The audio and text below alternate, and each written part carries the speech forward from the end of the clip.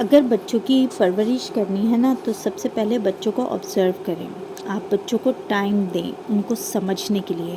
اگر آپ پہلی ہی دفعہ میں ان کے سر پر ڈنڈا لے کے کھڑے ہو جائیں گے نا کہ یہ تم نے کیا کر دیا، سوالات کی بوچھاڑ کر دیں کہ تم نے یہاں غلط کر دیا، یہاں تو تم نے بہت ہی بڑا گناہ کر دیا، تو اس سے بچہ خوف زدہ ہو جائے گا. پھر وہ غلطیاں نہیں کرے گا. جب تک غلطی نہیں کرے گا تو سیکھے گا کیسے؟ آپ نے سکھانا ہے بچے کو اچھے طریقے سے. تو پہلے بچوں کو ٹائم دیں، ان کو غلطیاں کرنے دیں، لیکن لمٹ کراس نہ کریں. یہ بھی نہ رکھیں کہ آپ بالکل اس کو غلطیاں ہی کرنے دیں اور آپ سمجھانے کا طریقہ نہ رکھیں. سمجھانے کا طریقہ تب رکھنا ہے جب آپ نے بچے کو اچھی طرح سے آبزرو کر لیا کہ بچے کی نیچر کیا ہے، بچہ کس طریقے سے سمجھے گا. دیکھیں آپ کے اپنے اولاد اگر 5 بچوں میں سے 5 انگلیاں جس طرح سے برابر نہیں ہیں، بالفرض آپ کے 5 بچے ہیں تو آپ نے ان 5 کو الگ الگ طریقے سے ڈیل کرنا ہے. ہر بچہ نیچر وائز ڈفرینٹ ہوگا. آپ نے آبزرو کرنا ہے اپنے ہر بچے کو کہ یہ کس طرح کا بیہیویئر قبول کرتا ہے. اکثر لوگ آپ کے بچوں کے غلطیوں پر آپ کو باتیں سناتے ہیں. مسئلہ سارا وہاں سے خراب ہوتا ہے، کیونکہ دیکھیں اگر بچے کی غلطی ہے نا، آپ ان لاز میں رہتی ہیں تو آپ کو یہاں پہ تھوڑا سا برداشت کرنا پڑے گا کہ بچے کو اگر کسی غلط بات پہ کسی بڑے نے ڈانٹ دیا ہے تو آپ اسے برداشت کر لیں. اور دوسرا یہ کہ اگر ہاں آپ کی تربیت کے اوپر کوئی انگلی اٹھائے گا تو آپ ضرور بولیں، اس کے خلاف آواز اٹھائیں کہ اس میں تربیت کا کوئی عمل دخل نہیں ہوتا. دیکھیں جوائنٹ فیملی میں اگر رہ رہے ہیں تو پھر تو بچہ صرف آپ سے نہیں سیکھ رہا، وہ سب کی ریئیکشن دیکھ رہا ہے. وہ اپنی دادی، دادا، پھوپھی، چاچی، چاچا، ہر ایک کا، اپنے باپ کا بھی، ہر ایک کا رویہ وہ آبزرو کر رہا ہوتا ہے اور وہ سیکھ رہا ہوتا ہے وہ بات کرنے کے عمل میں.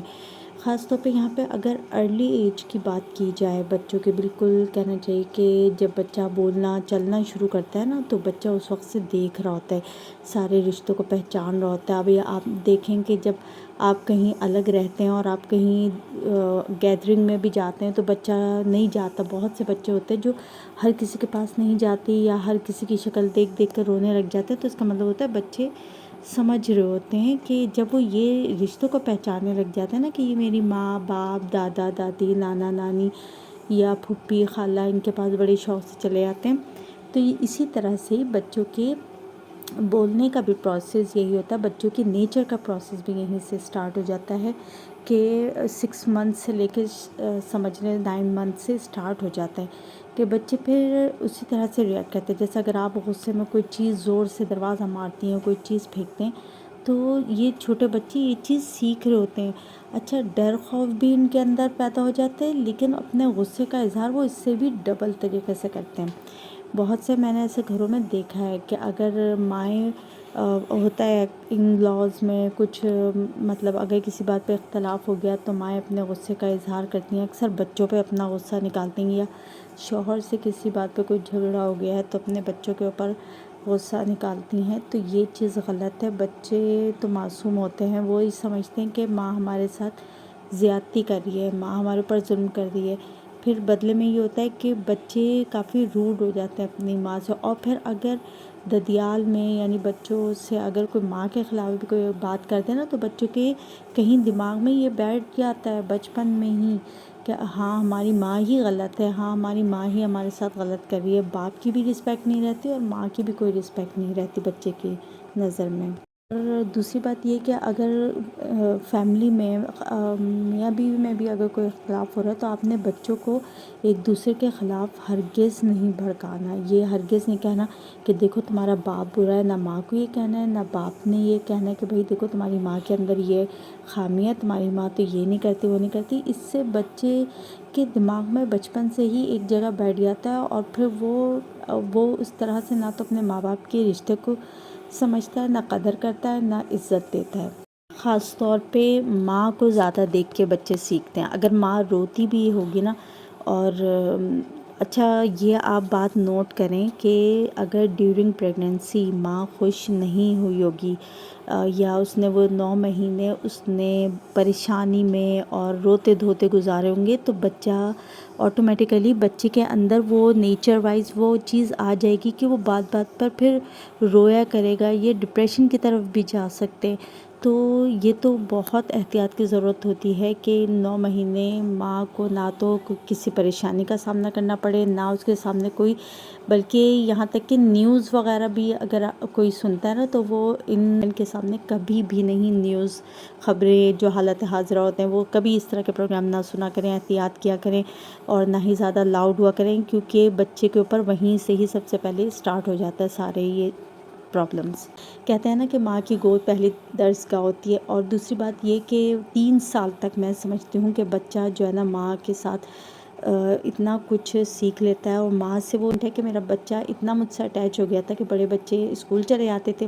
اور وہ میرے ساتھ اٹیچ ہوتا تھا کہ بس میرے ساتھ کھیلیں، میرے ساتھ ایکٹیویٹی کریں، میرے ساتھ یعنی میں اگر کچن میں بھی کام کر رہی ہوں تو وہ میرے ساتھ ساتھ ہی ہوتا تھا۔ اگر بچہ آپ کو کھینچ رہا ہے نا، کہہ رہا ہے کہ اماں میرے پاس آئیں، میرے ساتھ کھیلیں، یا بچہ اکثر اپنی طرف توجہ کرنے کے لیے نا رونے لگتا ہے، تو آپ اپنا چولہا بند کر کے، بے شک کھانا لیٹ ہو جائے، کسی کا منہ بنتا ہے بننے دیں، آپ پہلے اپنا کھانا پینا سب کچھ چھوڑ کے پہلے اپنے بچے کو توجہ دیں، کیونکہ جب آپ بچے کو اس وقت ٹائم دیں گے نا تو ہی بچہ آپ کو جو ہے سمجھے گا اور آپ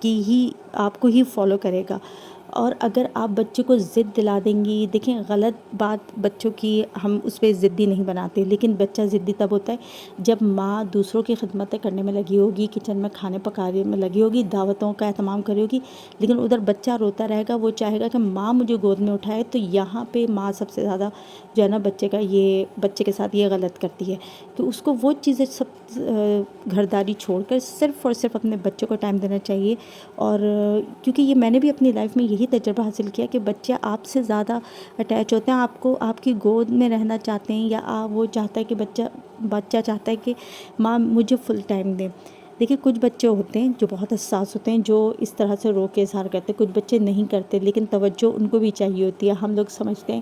کہ جو ہے وہ بچے سمجھدار ہیں، بچے سارے ایک جیسے ہی ہوتے ہیں، لیکن ان کو سمجھنا پڑتا ہے، ان کو الگ الگ طریقے سے ڈیل کرنا پڑتا ہے۔ کچھ بچے خاموش ہوتے ہیں لیکن چاہتے ہیں وہ بھی کہ ہمارے ماں ہمیں توجہ دے، ہمیں ٹائم دے، ہمارے پاس آئے، اور کچھ بچے رو دھو کے اپنی توجہ مانگتے ہیں، تو یہ بس فرق ہوتا ہے۔ تو یہ پیرنٹس کا کام ہوتا ہے۔ اکثر میں نے ماؤں کو یہ بھی دیکھا ہے کہ بچوں کو 3 سال 2.5 سال کی عمر میں اب تو ایڈمیشنز ہو جاتے ہیں، مجھے تو بڑی حیرت ہوتی ہے۔